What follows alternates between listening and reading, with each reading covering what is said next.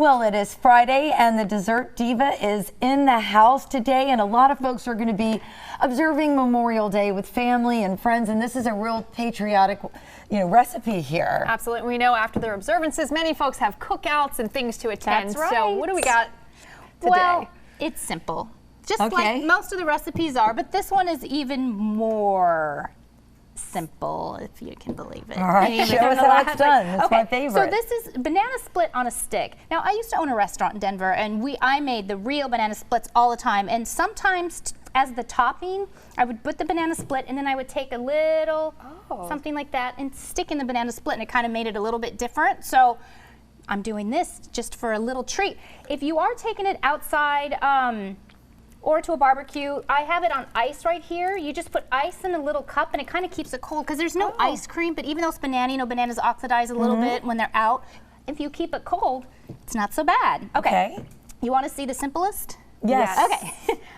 Melissa. It's so pretty. She's already waiting to eat it. There's so many different ways you can do it. I'm just doing like a basic with the strawberry, chocolate, banana, and pineapple, all right?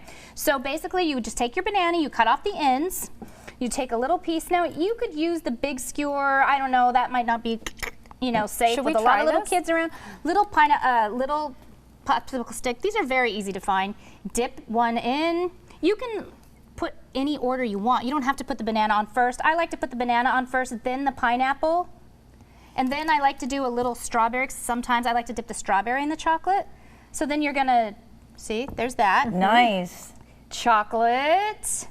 Now, all you have to do, and now that I made a mess, right? That's okay. We're gonna do a little sprinkle nuts. If you're afraid maybe there's peanut allergies, you certainly don't have to do the nuts. They typically go on a banana split, but I love the red, white, and blue sprinkles. But the red, white, and blue sprinkles, if you don't have it, use any, but they're easy to find. You can find them at any store.